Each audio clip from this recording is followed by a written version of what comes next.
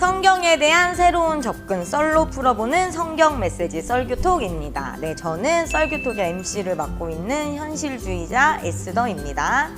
예, 저는 하나님 나라의 꿈으로 사는 이상주의자 홍목입니다. 네, 저는 이도저도 아닌 회색 분자 전목입니다. 아, 반갑습니다. 저희가 이제 회를 꽤 많이 거듭했어요. 저 영상들이 많이 올라오고 있는데 저는 주변에서 반응들이 그래도 좋아요. 네, 재밌게 보고 있다 이런 반응들이 있고 우리의 이름대로 약간 좀 그 성향이 따라가는 것 같지 않아요? 네, 점점 네, 색깔을 보여지고 점점 싫어지고 있어. 나 싫어. 저 자꾸 헛소리 하는 거 별로 안 좋아하는데. 아, 참고로 제가 오늘 목소리가 좀 안 좋아요. 여러분들 이런 잘 지내시나요? 건강은 괜찮으신가요? 네, 아주 잘 지내요. 휴가 갔다 와가지고. 네. 아, 휴가 다녀오셨어요? 아니, 안에만 있었는데 더 탔네. 밖에 안 나가셨어요? 방에만 있으셨어요? 저는 물놀이 하고 있을 아니, 때 물놀이 하고 있을 때 카페에만 카페에 있었는데. 있었어요. 뭐예요? 아, 이게 좀 병이 있다 보니까 좀 조심하고 사실 물놀이 그렇게 안 좋아해요. 수영을 못 하잖아요. 저도 휴가까지는 아니고 네, 여행 갔다 와서 목소리가 나갔어요. 안 돌아오네. 네, 저도 뭐 얼마나 소리를 지르신 거예요? 너무 소리 질렀나 봐요. 아, 요즘 건강 챙겨야 되는데 목소리가 안 좋아서 오늘 영상에 제 목소리가 조금 안 좋을 수 있다는 거, 네, 보시는 분들도 양해 좀 부탁드릴게요. 자, 오늘 본문 얘기를 한번 해볼까요? 오늘은 마태복음이에요. 네, 마태복음 오늘 본문 보고 오실까요?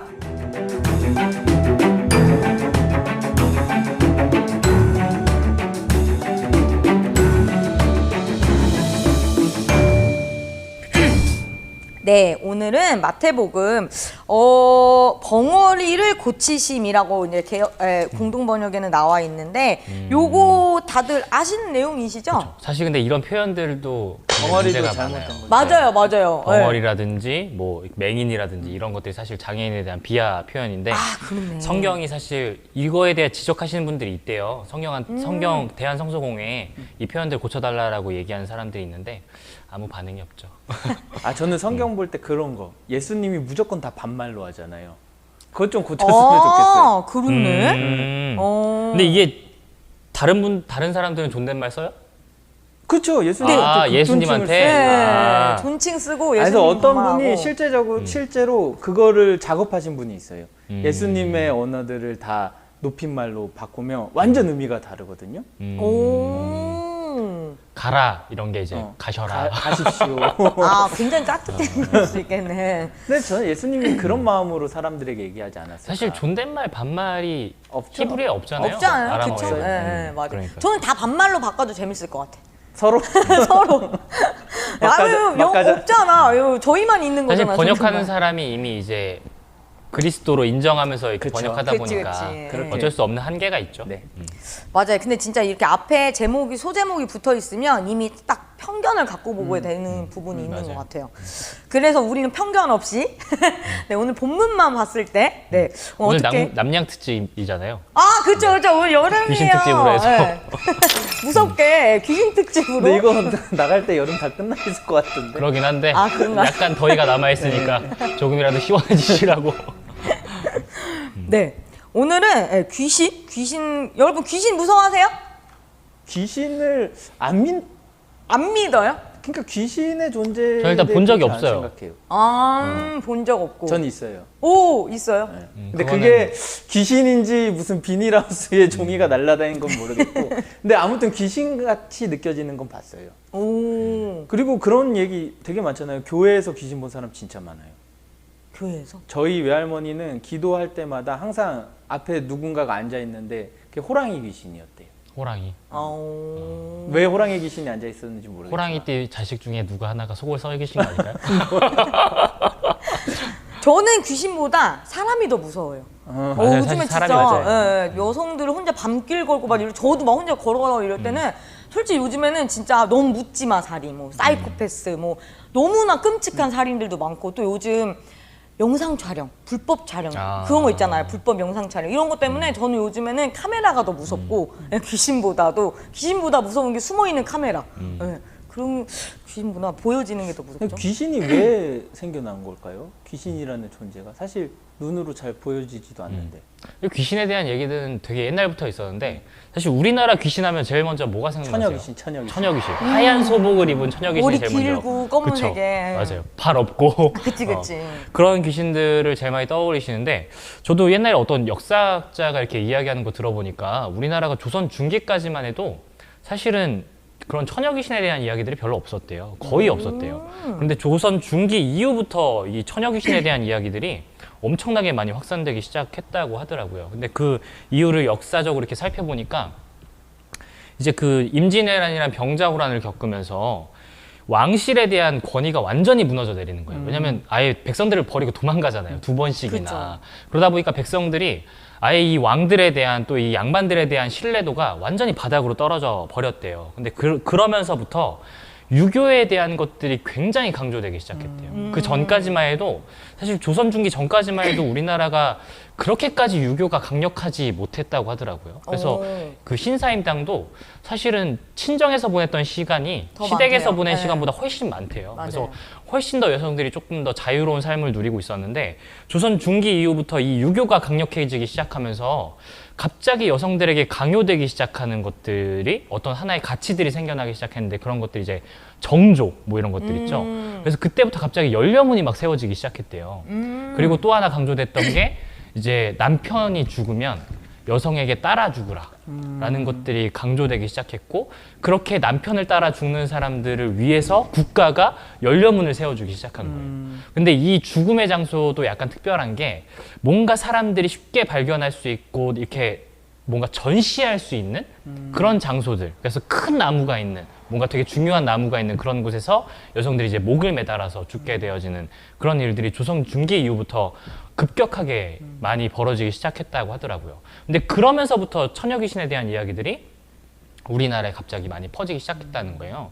그러니까 이걸 보면 사실은 처녀귀신이 왜 생겨났을까가 사실 잘 보이잖아요. 어떤 여성들이 당하고 있는 어떤 억압, 여성들이 겪게 되는 어떤 한 이런 것들을 민중들이 입으로 말할 수는 없으니까 이게 말했다가는 또 이렇게 큰 봉변을 당할 수 있으니까 이런 것들을 직접 얘기하지 못하고 돌려 말하기 위해서 이 처녀 귀신들을 등장시키기 시작했다라는 게 이제 역사적인 맥락을 살펴보면 나왔다고 하더라고요. 귀신의 존재가 어떤 인간에게 해를 끼치기 위한 존재가 아니라 오히려 그쵸 대변해주는 그런 그렇죠. 그들의 한에 대해서 맞아요. 얘기해주는 한국의 처녀 귀신 얘기들 보면 다 이유가 있어요. 한이잖아요. 네, 그냥 죽은 사람은 없어. 그래서 다 언제나 이유가 있어. 사또를 찾아가서 그렇죠. 내 억울한 한을 네. 풀어달라. 아 근데 이게 진짜 그러한 고위간직자들한테는 되게 두려움이 됐겠네. 그렇죠. 와. 맞아요. 그러니까 그리고 다 구전으로 전승되어 온 거잖아요. 구전 전승으로. 그러니까 뭐 우리 동네에 맞아요. 그 나무도 그 동네에 가장 신성시되는 나무 그런 데 이제 매 죽고 이러는 맞아요. 건데 그런 걸 이제 여성들이 우리 동네에 저 집 딸이 과부가 됐다. 그래서 죽었다. 뭐 이런 얘기들이 구전으로 이렇게 전승이 되면서 이게 그들이 나오는 게 이제 귀신이 나오는 거지. 그 모습. 그러니까 그들의 복장인 흰 소복도 그 자살했던 여인들이 그렇지. 흰 소복을 입고 이제 맞아. 자살했기 때문에 그러니까 다 사실 역사적 맥락에 다 맞아 떨어지는 거예요. 네, 그렇죠. 우리나라 귀신. 그래서 사실 성경에도 이제 귀신들이 등장을 하는데 이거 아마 모르시는 분들 많을 거예요. 구약에는 귀신 들린 사람이 없어요. 그러니까 신내림을 받은 맞아요. 사람, 무당 같은 사람은 있어도 귀신 들린 신약 성경에 이야기하는 귀신 들린 사람은 없거든요. 근데 신약 시대로 넘어오면서부터 갑자기 귀신 들린 사람들이 등장하기 시작하는 거예요. 네, 이것도 사실 역사적 맥락을 좀 살펴보면 이유가 좀 분명하게 나오긴 하죠. 왜냐면 구약 시대까지만 해도 그래도 뭐 포로기로 끌려가고 이런 일들은 있었어도 자기 땅에서 다른 나라 사람에게 그렇죠. 지배를 당하는 경우는 별로 없었잖아요. 그래서 식민지 상황이었고 그리고 이게 헤롯 왕이 그 어떻게 보면은 어떻게 얘기해야 되죠? 총독이라고 정도로 그러니까 총독은 또 따로 있고 이게 분봉왕이잖아요. 그러니까 로마의 식민지 상황에서 어떤 이름만 가지고 있는 왕. 근데 여튼간 권력은 또 갖고 있는. 그러니까 이 이스라엘 사람들이 받아야 되는 지배가 사실 이중 지배인 거예요. 그렇죠. 로마의 지배와 이 분봉왕의 지배. 그래서 이 체제가 되게 복잡하기도 했고 또 수탈도 로마한테 내야 되는 세금 따로 있고 종교적으로 내야 되는 세금 따로 있고. 그래서 어떻게 보면 사람들이 제정신으로 살래야 살 수 없는 시대가 바로 신약의 시대였던 거죠. 그러니까 그러면서, 클라우스너라는 학자가 그게 너무 이상하니까 실제로 조사를 해봤는데 유대 땅에서도 특별히 갈릴리 땅에 약간 귀신 들린 사람들이 많았다는 거예요. 그러니까 예수님이 주로 활동했던 지역이 갈릴리잖아요. 근데 그 지역에만 특별히 귀신 들린 사람이 많았는데 왜냐면 갈릴리는 민중들이 모였던 곳이잖아요. 그러니까 가난한 사람들, 수탈당하는 사람들, 억울한 사람들 이런 사람들이 모였다 보니까 그곳에 특히 귀신 들린 자가 많았고 그건 무엇을 이야기하냐면 사실 귀신 들림이라는 건 모두 사회적 약자들이 그 억압으로 인해서 발생되는 현상일 수도 있다는 거예요. 그냥 정신의 이상이 그냥 뭔가 어떠한 영적 그런 문제가 아니라 억눌림을 통해서 발생할 수 있다는 거죠. 그러니까 실제 귀신이 있어도 건강한 사람은 충분히 이겨낼 수 있잖아요. 그러니까 뭔가 연약하고 뭔가 심리적으로든 정신적으로든 육체적으로든 연약한 사람한테 귀신이라는 존재가 여튼간 있어도 건강한 사람보다는 그 연약한 사람한테 훨씬 더 큰 영향력을 끼칠 수 있는 거죠. 그러니까 저는 그게 동물원을 보면은 확실히 그게 딱 느껴질 수가 있는 게 동물원을 보면 동물원에 그 동물들이 갇혀 있는 동물들이 이상 증세를 보여요. 이상 행동들을 무슨 막 철을 갑자기 계속 빨고 있다든지 자기 오줌을 먹는다든지 이런 거거든요. 근데 딱 그게 사람이 그런 행동을 하면 저게 귀신 들린 사람, 그쵸. 미친 사람이 되는 그죠. 거거든요. 정상적이지 않으니까. 그렇죠. 그러니까 우리에 갇혀 있는 그 스트레스로 인해 동물이 미쳐서 그런 행동을 하는 것처럼, 그러니까 이 귀신 들림의 증상이라는 것이 그냥 외부적인 이런 현상으로 인해서 억압으로 인해서 발생할 수 있다는 거죠. 그러니까 너무 단순하게 귀신 들렸다 이 말로 표현되는 게 아니라 사실 굉장히 복잡한 사회적 그렇죠. 구조와 여러 가지 것들이 있다라는 개인의 거죠. 책임도 아니고. 그 당시에는 사실은 이렇게 뭔가 아프거나 아니면 뭐가 예를 들면 아까 뭐 장애 이런 얘기도 했지만 몸이 불편하거나 뭐 아프거나 또는 뭐 진짜 정신적으로 제정신을 못 살아서 약간 이제 이상 증상을 보이거나 이런 것들을 다 귀신 들렸다라고 얘기를 했던 것 같아요. 다 그렇게 봤던 것 같고. 다 근데 사실 성경 미신적으로. 자체가 이 예수님 이야기가 2000년 전이에요. 그쵸. 그러니까 의학 기술이 사실 그렇게 안 발전해 발달했죠. 있지 않은 네. 상태에서 모르겠으면 귀신 들린 거예요. 맞아요. 그래서 오늘 본문 얘기가 바로 그거에 대한 이야기인데 오늘 본문이 이제 말 좀 특별해요, 그죠? 귀신도 뭔가 특정한 영역의 귀신이에요. 말 못하게 하는 귀신이에요. 말 못하게 하는 귀신 들린 사람이 이제 예수님한테 나와서 치유받는 이야기인데 저는 이게 좀 본문이 재밌는 게 저는 이게 마태복음 기자가 뭔가 좀 의도가 있는 것 같아요. 왜냐하면 이 바로 앞절에 27절부터 31절까지가 맹인 두 사람이 나오거든요. 사실 이 맹인이란 말도 쓰면 안 되는 말이긴 해요. 시각장애인이죠. 시각장애인 두 사람이 나오는데 이 사람도 장애인이고 말 못하는 것도 장애잖아요. 근데 이 시각장애를 가진 두 사람에게는 귀신 들렸다라고 얘기하지 않아요. 그냥 시각장애인인 거예요. 그냥 안 보이는 사람인 거예요. 그리고 또 치유해 주시는 과정들도 보면은 이렇게 눈을 만지시는 장면들이 있거든요. 이건 사실 그때 당시로 따지면 이거 의료 행위예요. 그쵸. 그죠? 그러니까 치료 행위를 한 거죠. 그러니까 예수님께서도 이 시각 장애를 가진 사람들을 그냥 일반 환자처럼 대하고 계세요. 그러니까 특별히 사람들도 이 시각 장애를 가진 사람들한테는 귀신 들렸다라고 표현하지도 않아요. 그냥 안 보이는 거라고 얘기해요. 그런데 말 못하는 사람에게는 귀신 들렸다라고 지금 표현하고 있거든요. 그렇죠. 도대체 뭐가 차이가 있었을까요? 그러니까 시각 장애와 이 언어 장애가 어떤 차이가 있길래 사람들이 언어 장애를 가진 사람에게는 귀신 들렸다라고 표현을 했을까? 저는 여기서 조금 의문이 생겼었거든요. 그러니까 이게 현대의학으로 얘기하면 지금 말 못하는 게 사실 이 사람이 말할 수 있었다가 말을 못하게 됐기 때문에 귀신 들렸다라고 사람들이 했겠죠. 그러니까 이건 실어증이죠. 말할 수 있었는데 말을 잃어버린 것. 그래서 실어증이라고 표현하는데 이 실어증이라는 게 사실 뭐 성경에는 안 나와요. 어떤 이유 때문에 이렇게 말 못하게 됐는지는 나오진 않지만 이 실어증이라는 게 어떤 굉장히 받아들일 수 없는 충격, 너무 큰 충격이 왔을 때 갑자기 말을 잃어버리게 되는 거잖아요. 근데 이 사람이 그렇게 말을 못하게 되니까 그때 당시 실어증을 누가 알았겠어요? 뭐 현대의학에서나 실어증이라고 얘기하는 거지. 그 누구도 몰랐을 거 아니에요. 그러니까 진단을 내리면은 이건 귀신 들려서 그런 것 같다라고 진단을 내렸을 것 같거든요. 그럼 사람들이 이제 저 사람 귀신 들려서 말을 못하게 됐어라고 얘기하기 시작했을 거예요. 근데 문제는 여기서부터 시작인 것 같아요. 왜냐하면 실어증을 치료하는 방법이 가장 아이들이 말을 떼는 것처럼 가장 쉬운 단어들부터 아빠, 엄마부터 이렇게 계속 말하게끔 하면 그러니까 사실은 더 많이 말하게끔 하면 할수록 치유 과정이 빨라지거든요. 그런데 이 사람 지금 귀신 들렸다라고 확정 지어졌어요.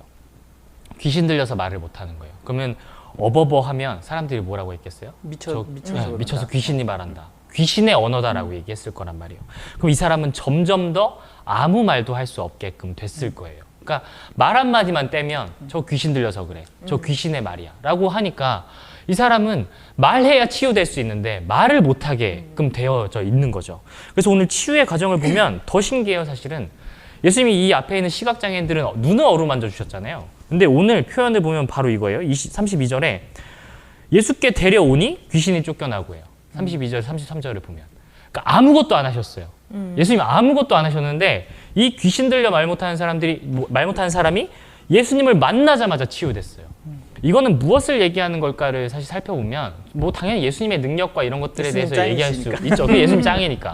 근데 저는 이 귀신 들려서 말 못하는 사람이 확신했을 것 같아요. 소문을 들었을 거고 예수님이란 존재가 어떤 존재인지, 예수님이 어떤 분인지, 어떤 성품을 갖고 계신 분인지를 소문을 들었을 것 같아요. 그래서 이 사람은 아마 확신했을 거예요. 아무도 내 얘기를 들어주지 않지만 내가 입만 떼면 다 귀신 들려서 그렇다라고 얘기하지만 저 예수는 내가 말하면 들어줄 거다. 저 예수는 내가 하는 모든 말을, 내가 어버버하는 그 말까지도 그냥 사람의 말로 들어줄 거다라고 확신했을 것 같아요. 그래서 가자마자 말했을 것 같아요. 그리고 그 말하는 순간 이 사람을 억누르고 있었던 그 말 못하게 하는 그 귀신이 바로 나가게 된 거죠. 사실은 말을 못하는 사람이 아니었을 수도 있었던 거잖아요. 그럴 수도 있어요. 그렇게 생각을 하면. 근데 저는 그래서 그게 되게 중요한 포인트인 것 같은 게 이 34절에서 바리새인들이 이 기적의 과정을 보고서 이렇게 얘기해요. 그가 귀신의 왕을 의지하여 귀신을 쫓아내었다.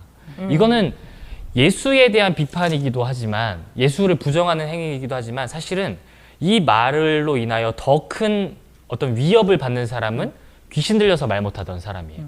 왜냐면 이 사람이 이제서야 말할 수 있게 되었잖아요. 그런데 그 사람한테 지금 바리새인들이 하는 말이 이거예요. 너 그 귀신이 없어진 게 아니라 너 지금 새로운 귀신 들린 거야. 너 다시 귀신 들린 다시 거야. 말을 못하게 하네. 왔다. 이 이야기는 너 앞으로 더 말하지 마. 결국 이 말이거든요. 너 말하지 마라는 거예요. 왜냐면 이 사람 지금 너무 기뻐요. 이 기쁨은 말할 수밖에 없는 기쁨이에요. 심지어 말 못하다가 말할 수 있게 됐으니 얼마나 말하고 싶겠어요. 얼마나 야 나 예수 만나서 치유받았어. 예수께서 나를 치유해 주셨어라는 이 말이 얼마나 하고 싶겠어요. 근데 바리새인들이 지금 그 말을 못하도록 막아버린 거예요. 그렇네. 앞에 소경은 사실 예수께서 이거 알리지 말라 했는데도 그들은 나가서 소문을 퍼뜨렸다라고 나오거든요. 말할 수밖에 없는 기쁨인 거거든요. 근데 이걸 지금 못하게 막고 있는 거거든요. 그래서 지금 여기서 이 말 못하게 하는 귀신의 정체가 전 드러났다.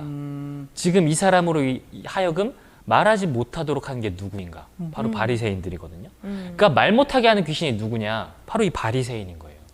그러니까 이게 식민지배랑 그냥 생각하면 돼요. 일본이 우리나라에서 한 행위가 언어를 빼앗아 가잖아요. 우리의 말을 못하게 한단 말이에요. 정신을 빼앗아 버리죠. 그렇죠. 그리고 실제로 한국 말을 못 쓰게 하잖아요. 일본의 언어로만, 그 자기들의 지배체제의 언어로만 하게 하니까.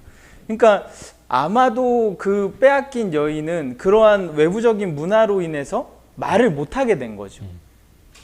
그러니까 말을 할 수 있었는데 말을 못하게 됐다는 게 정말 정확한 표현인 것 같아요.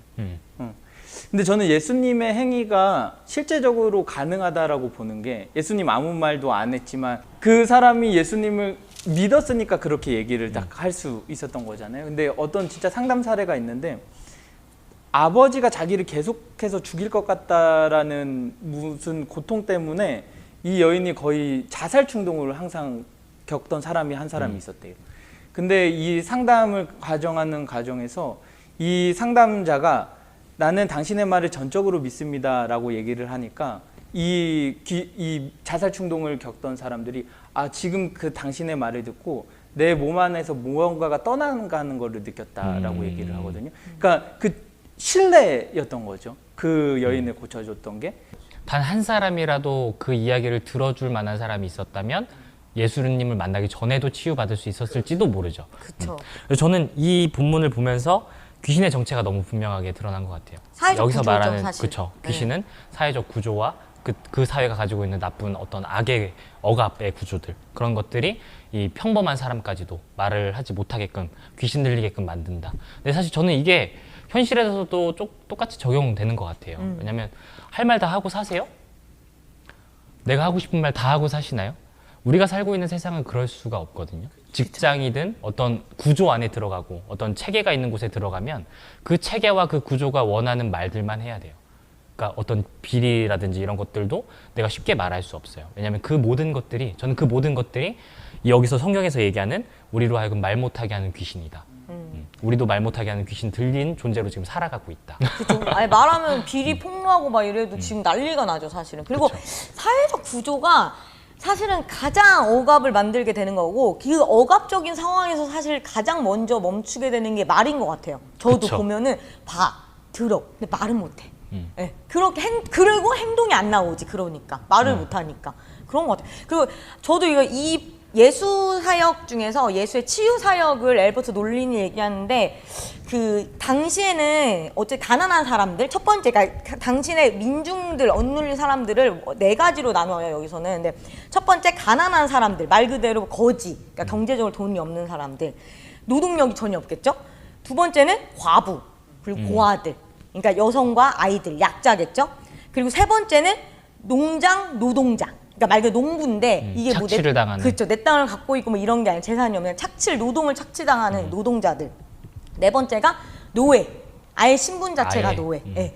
그렇게 근데 진짜 당시 예수 시대에 이렇게 4계층들이 억눌린 사람들, 가장 하층민으로 존재를 하고 있었다고 해요. 그래서 이들이 정말 말도 못할 만한 억압 상황 속에서 그냥 그걸 묵묵히 그냥 계속 지켜내고 있었고, 그랬을 때 이들을 바라봤을 때 이들이 분명히 신경질적으로 굉장히 억압되어 있었기 때문에 정신질환이 굉장히 많을 수밖에 없는 사회적 환경이었다라고 얘기를 하고, 그것을 예수는 사실은 치유해 준 게 뭐를 해서 뭐 구마일식을 하고 뭐 이렇게 해서 하는 게 아니라 정말 그냥 그들을 연민했고 그들에게 다가갔고, 그냥 그들에게 신체적, 예를 들면 뭐 소경도 마찬가지인 건데 신체적 접촉을 했고 뭐 말을 들어줬고, 이런 걸 통해서 사실은 이 사건은 예수의 치유 사역은 이거는 해방 사건이다. 예, 억눌린 사람들의 해방 사건이다라고 보고 있거든요. 이 말 못하는 귀신을 쫓아내는 이 예수의 사역을 보면서 너무 간단해졌어요, 사실은.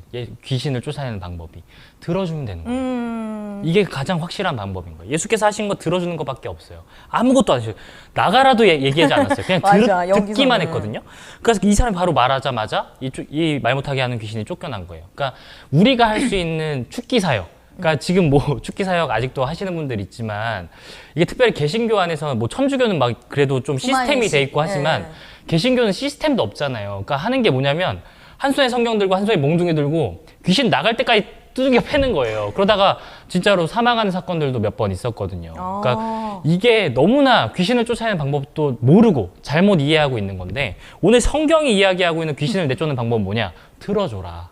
듣는 거다. 들어줌을 통하여서 이 말 못하게 하는 귀신을 쫓아낼 수 있다라는 걸 너무 잘 보여주고 있다는 거죠. 그러니까 실제로 실어증에 걸린 사람들을 보면 홈리스들이 실어증에 걸린다는데, 그러니까 사회로부터 완전히 떨어져 나간 거잖아요. 홈리스, 그러니까 노숙자로 그렇죠. 산다는 것은. 그러니까 그 이유가 뭐냐면은 사회로부터 쫓겨났기 때문에 이제 이 언어를 잃어버린다는 거예요. 그러니까 자신들의 말을 들어줄 사람, 대상이 없어진 없으니까. 거지.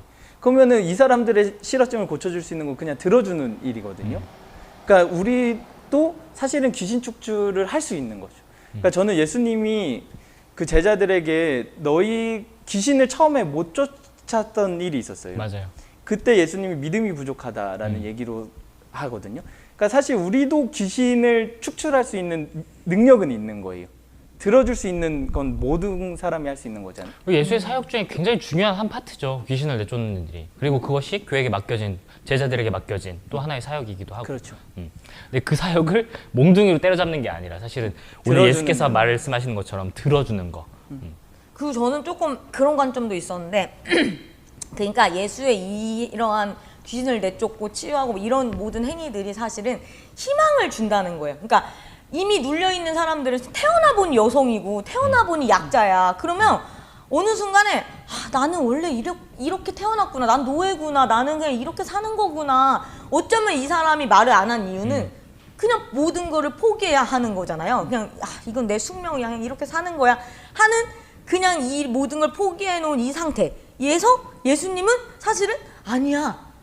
내가 너의 얘기를 들어줄게. 얘기해봐. 괜찮아. 하는 거야. 그게 정말 희망을 주는 거야. 아, 나는 말할 수 있어. 나도 말하면 살 수 있는 존재일 수 있다. 라는 새로운 사실 희망. 저는 이게 사실 하나님 나라 선포라고 보거든요. 예수님이 몸 어떻게 해가 아니라 그냥 들어주는 이 행위 자체만으로도 나는 이제 끝났어. 이런 사람한테 희망을 주는 행위. 내가 말을 할 수 있어. 라는 이 행위 자체가 사실 엄청난 희망을 줬다고 생각하는데 그러게 34절에 내 희망이 다시 또 짓밟혔어. 그러니까 예전에 한 공장 노동자들이 이제 숙소를 지어준 거죠. 공장 노동자들을 위한. 근데 이제 여성 노동자들의 숙소였다고 제가 기억을 하는데, 근데 그 안에서 귀신들이 너무 많이 나타났다는 거예요. 귀신 들린 사람들이.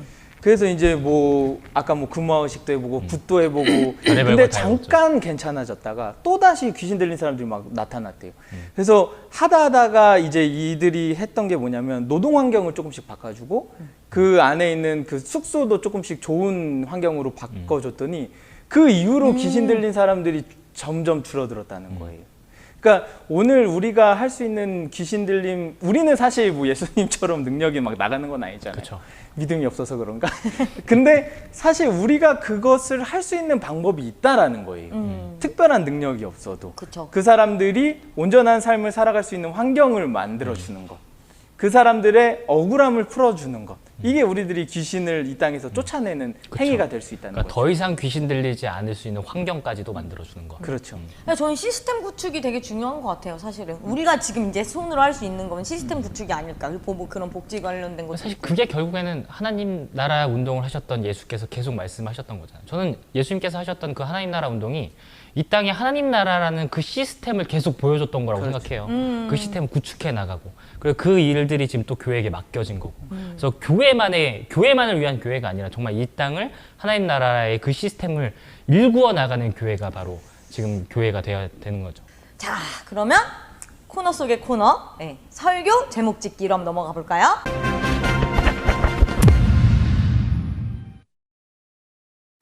저는 오늘 본문을 고친다면, 말을 내가 지은다면, 나의 말을 들어준 예수.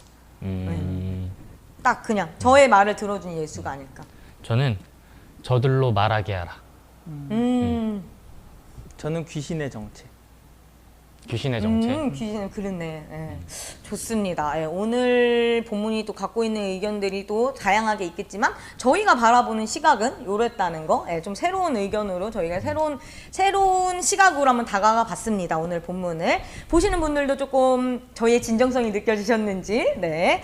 그리고 댓글로 또 설교 제목 더 신선한 거, 예, 더 새로운 거 아니면 더 핵심적인 거 있으면 달아주시면 저희가 네, 보고 이거 너무 괜찮다 하는 거는 네, 꼭 뽑아서 소개도 해드리고 네, 소정의 선물도 보내드리도록 하겠습니다.